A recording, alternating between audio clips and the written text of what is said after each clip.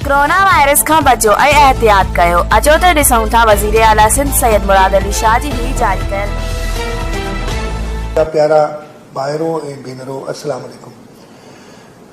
अॼु मां तव्हांखे जेको कोरोना वायरस जी वबा असांजे मुल्क में बल्कि सॼी दुनिया में फैलिजी वई आहे उन जे बारे में कुझु ॿुधाइण थो चाहियां। कोरोना वायरस जो पहिरियों टेस्ट 23 जनवरी 2020 ते थियो हो। उन ॾींहं ते 265 माण्हू चाइना में इन टेस्ट में पॉज़िटिव आया, यानी उन्हनि खे इहो वबा हुई।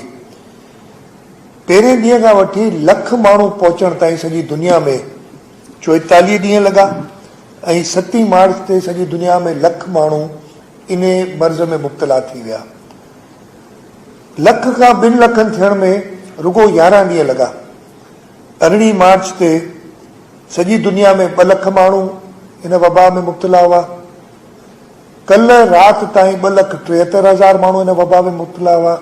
हिन वक़्तु जॾहिं मां तव्हां सां ॻाल्हायां पियो थो तेसि ताईं 2,80,000 जे क़रीब माण्हू इन वबा में मुब्तला आहिनि ऐं अॼु 21 मार्च ते मुंहिंजो ख़्यालु आहे त इहो 3 लख नंबर क्रॉस करे वेंदो, यानी 2 लखनि खां 3 लखनि थियण में रुगो 4 ॾींहं लॻा।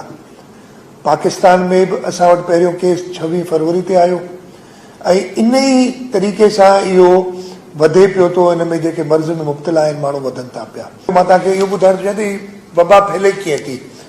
अगरि के हिकिड़े शख़्स खे इहो वायरस आहे, इन वबा में मुब्तला आहे, उहो शख़्स अगरि ॿिए कंहिं सां मिले थो, हथु ॾिए थो उनखे, उन सां एतिरो वेझो थिए थो जो उनजी खंघि या उनजी छिक उन ॿिए माण्हूअ जे हथनि ते या जिस्म ते लॻे थी ऐं उन्हनि साॻियनि हथनि सां अगरि हू पंहिंजे चहिरे खे हथु लाहे थो त उहो ॿियो माण्हू बि उन सां इन्फेक्ट थी वेंदो। हिक ॿिए सां घटि में घटि मिलूं, पंहिंजो जेको डिस्टेंस आहे या फ़ासिलो आहे हिक ॿिए खां उहो घटि में घटि 4 खां 6 फुट रखूं।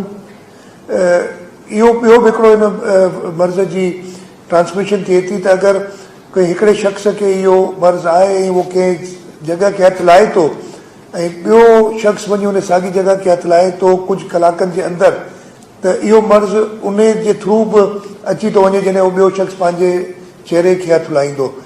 त वरी बि हल हिन जो इहो आहे त ॿाहिरि निकिरणु घटि कयो या ख़तमु कयो या घटि में घटि कयो। तव्हां ॿाहिरि जॾहिं वञो तव्हां बार बार पंहिंजा हथ धो, जे शइ खे हथु लाहियो था जेतिरो जल्द मुमकिन थिए साबुण ऐं पाणीअ सां पंहिंजा हथ धो। सैनिटाइज़र्स मार्केट में अवेलेबल आहिनि, उन्हनि जो इस्तेमालु कयो वधि में वधि। इहो आहे तरीक़ो हिन सां बचाव जो। हाणे अगरि केरु सम्झे थो त हिनखे इहो मर्ज़ थी वियो आहे, उनखे छा करणु खपे। सभिनी खां पहिरीं त हिन जो जीअं इलाजु आहे, घणे क़दुरु माण्हू इन में पाण ठीकु थी वेंदा आहिनि। तव्हां अगरि सम्झो था त तव्हां में इहे असरात आहिनि ऐं तव्हां ॿिए कंहिं सां मिलिया आहियो जंहिंमें या ॿाहिरां पाण आया आहियो, त उन सूरत में तव्हां हिननि नंबरनि ते फ़ोन कयो। कराची जो नंबर आहे 99204452।